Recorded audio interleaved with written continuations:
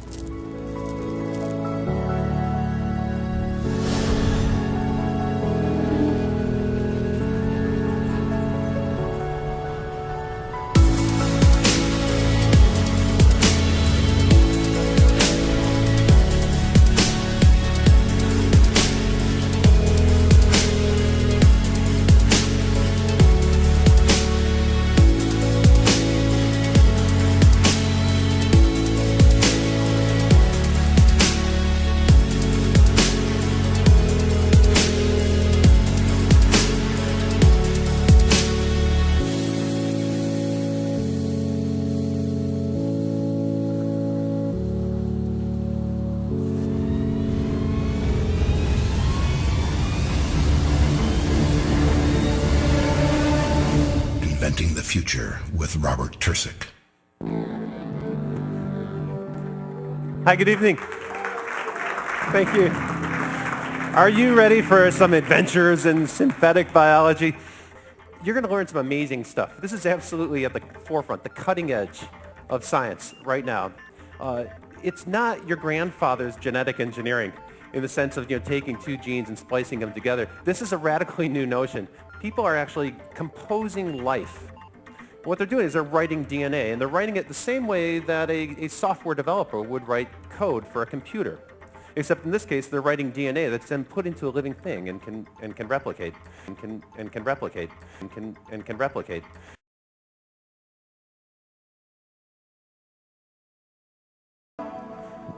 Hi, and welcome. Ooh, thank you. Trick each other. So welcome to Chicago, where it's freezing cold. You just joined Autodesk, and I want to hear all about this. So tell me what your new title is. My title is Distinguished Research Scientist with the Bio-Nano Programmable Matter Group at Autodesk. That's a mouthful. It is. Basically, the stage we're at with synthetic biology is the same stage that we were with personal computers back in the late 70s. Absolutely. Where people were, it was like homebrew computer club. People were building their own computers in their garages or their dens. Kind of like the labs that I was talking about a minute ago. Exactly, except now we're working with a different type of computer, really bacteria. They're like information processors that do chemicals, but they're different. They're programmable, but the cool thing is they also make more of themselves. So they're like computers that can reproduce. This is pretty powerful. That's amazing. And if you look at a bacterial genome, it has about 5 megabits of information. Really, a small photograph. But this is enough to program a living thing. And really, if you've got a software program, you have to learn the basics. You have to learn how to read it. You have to learn how to write it. Right. We've been sequencing with devices like this. This is a desktop. It's about the size of a laser printer, but it can do a whole human genome. And reading it, we're starting to comprehend more and more of the basic tools of life, this is a simulator for the first bacterial cell. It's actually what's really going cool. on? What is this a picture of? We're actually modeling all the chemical processes that happen in a single bacterium and understanding what's going on below the hood. So this is a computer model of a cell. Computer model of a living cell. Wow, that's incredible. It's the first time we've ever done this. This was published by Stanford this last summer. And really what we're doing now is we're starting to learn how to write code. Thanks. We started writing genetic code back in the 1970s using something called recombinant DNA technologies. It was cutting and splicing genetic code. And really, if you take a look at it, you end up kind of writing ransom note style. You can write anything, but it takes a long time to do. The shift with synthetic biology, and what makes it so powerful, is now we can actually use computer software. We don't need a lab anymore. We don't need these tools, which are really restrictive. We can start using laptops.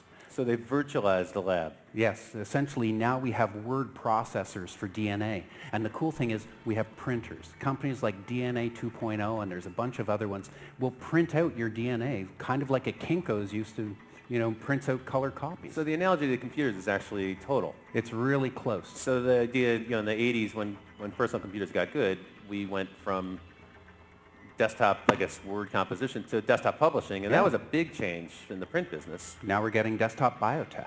It's So it's unbelievable. push-button DNA, and this is... So you can compose DNA using a browser. You can compose DNA using then a you browser. hit can a button and print. send it. They'll send it off to you. That's awesome. And this is opening up biotechnology to a whole new generation of people that are younger and know how to work with computers in the same way that 30 years ago kids started playing with personal computers. And this is a big part of what you're doing. When I first met you, we were in Silicon Valley, and you were telling me that you've been working with high school kids and even grade school kids to try to get them to learn about synthetic biology, to maybe give them the confidence to play with it and experiment. Yeah, I want them to realize this is potentially going to be a field that they will work in for the rest of their life if they start getting interested in And it. how's that going? I mean, do kids respond to this It's stuff? going really well. Really, some students naturally pick this up and they love working with it. And So they don't see a big barrier. The way, I think when I was a kid, biology was for geeks. It was a challenge. You had to go, had to wear a lab coat and you had to Exactly. schedule time, and there were beakers involved and so on. yeah, it was more sciencey back then. Now it's more of an information science. That's cool. And then do they use these things, like when you work with kids, do they use genome compiler to go like print out their organism or their DNA that they They develop? certainly use these types of software tools and these DNA printers routinely now. That's kind of cool. Yeah, it's really sharp. Take us a little bit into the future. So tell us what's coming next then with this. Well, really what's been happening is we're starting to move into modularizing this type of genetic code, making it easier to assemble and to put together faster and cheaper. It's kind of like Lego bricks. It's really extensible. And the group that's driving this forward is out of MIT. It's called International Genetically Engineered Machines. And it's really it's really the best student program for learning how to do synthetic biology. Hang on a sec. So it's genetically engineered machines. So they're thinking about life as a kind of like a robot or a machine that you can control. Yeah, we look at simple bacteria as really being little robots that are programmable. So that's a little bit different from, in the opening comments, I talked about people who are building labs in their houses, in their dens, or their closets. There's definitely a few people that have done it. In a way, we're moving away from that now, where you can go join, it's like joining a hackerspace or a maker community. It's more fun when you do it with a group anyway. Sure, and you can get your questions answered, or somebody can show you how. Exactly, and you don't have to worry about the FBI necessarily beating down your door. So, and the groups that are really getting good at this, well, they're using robots to do not just printing of DNA, but actually booting of the organism and testing. So this is allowing people to really have biotechnology done remotely. Really Wow, just that's cool. send a design, they'll build and test. That's a big one. So hang on, that means you could design an organism on your desktop computer, your laptop computer at Starbucks even, and then send it out to get not just printed or not just have the DNA compiled for you, but you could actually have the organism, made, manufactured, produced, what verb do they tested, use? and the results come back to you, and you can decide whether you're going to, So if you didn't get it right the first time, you can do it again. do it again. As humans, we create hundreds of millions of tons of waste every year, and a lot of it is this PET plastic. As Chief Creative Officer of 3D Systems and co-founder of EcoCycle with Coca-Cola, I've created a solution, the EcoCycle Cube 3D printer. This machine prints in post-consumer plastic. That means you could take this water bottle and print bracelets, robots, vases, shoes.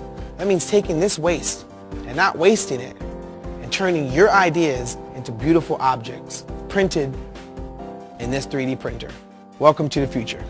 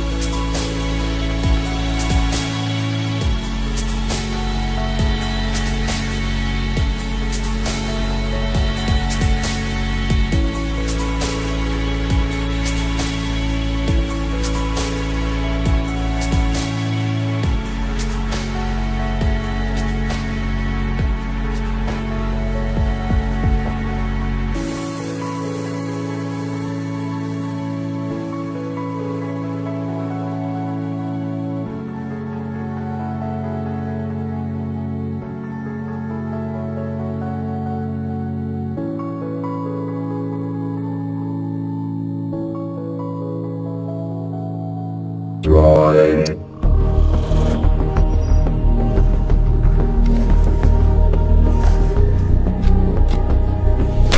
DNA augmentation initiated. Neural speeds increasing to 4G LTE. Brain upgrading to a quad-core processor. Predictive intelligence with Google Now complete. Introducing Droid DNA by HTC. It's not an upgrade to your phone, it's an upgrade to yourself.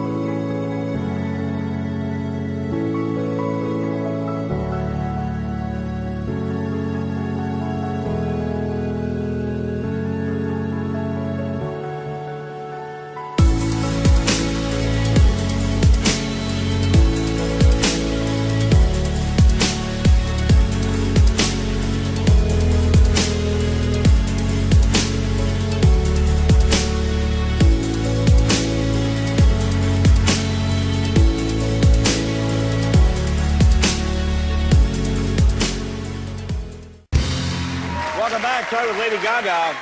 Born This Way is the new single. Tell us about the album.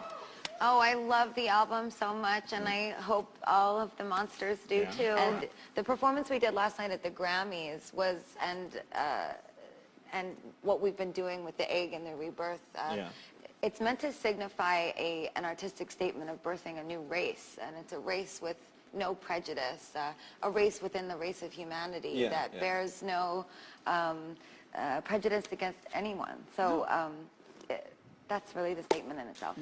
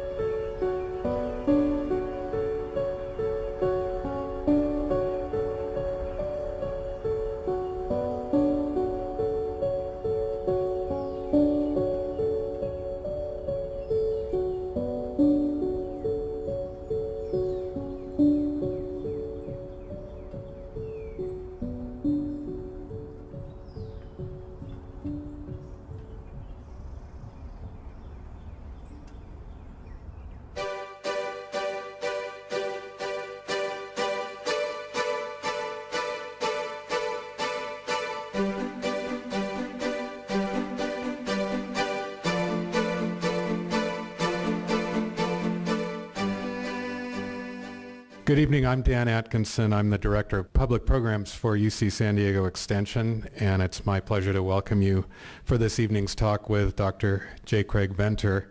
Thank you, and good evening, and welcome.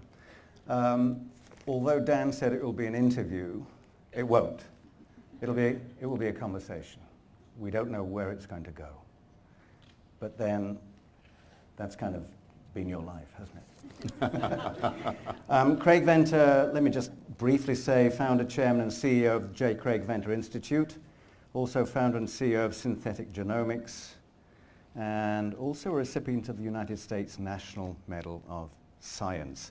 We're here because he has a new book out called Life at the Speed of Light, From the Double Helix to the Dawn of Digital Life. So the thesis of the book, going through everything, is that the DNA world and the digital world are becoming rapidly interchangeable. When we read the genetic code, I describe it as digitizing biology.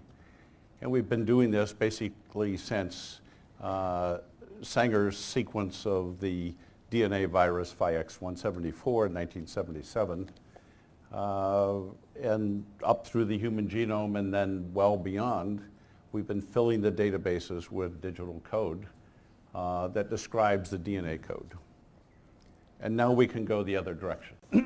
The reason that I mentioned that was that what you're talking about is re-engineering the genome in a much more logical fashion. Yeah. In other words, you're saying that there is a better way of doing it. Yeah. Evolution is really messy. So all these people that want intelligent design need to look to the future, not to the past. And so we're actually thank you. I think Ham Smith on the team came up with the notion, we're defragging the genome by taking this messiness away and organizing genes by function in a logical way, because if we're trying to do design, you want to have cassettes for energy metabolism, cassettes for replication, etc. And so we're trying to reorganize, redesign a cellular genome in a logical fashion for this future phase of evolution that we're now entering.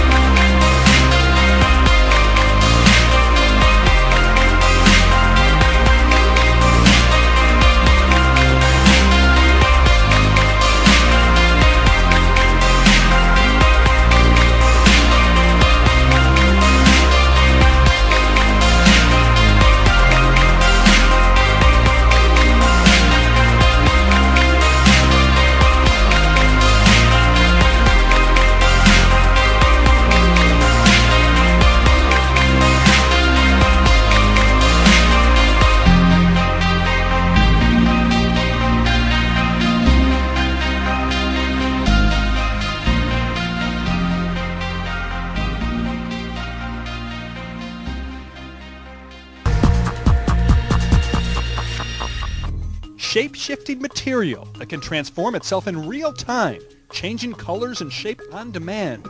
It sounds like special effects you would see in a sci-fi movie, but this is no illusion.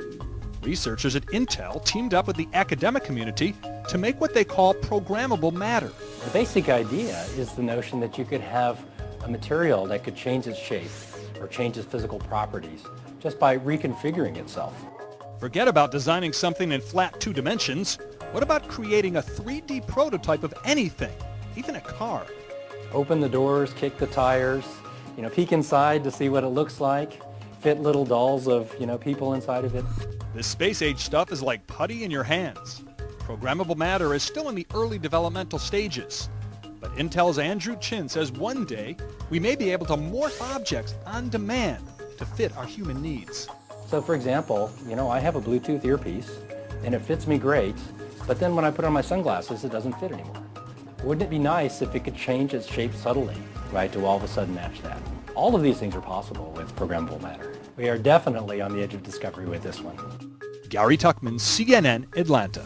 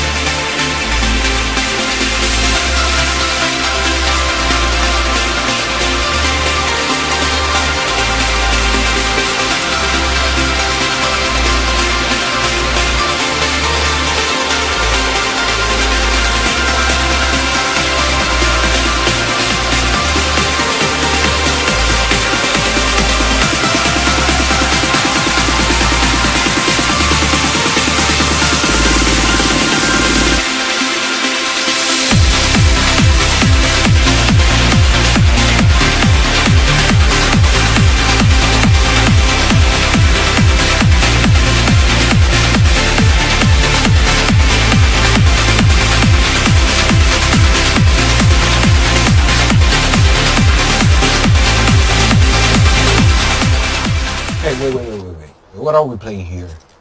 Retard bingo? What? That was on the table from the start. Forget the start. It's the end you want to think about now. This is a world that doesn't play by your rules.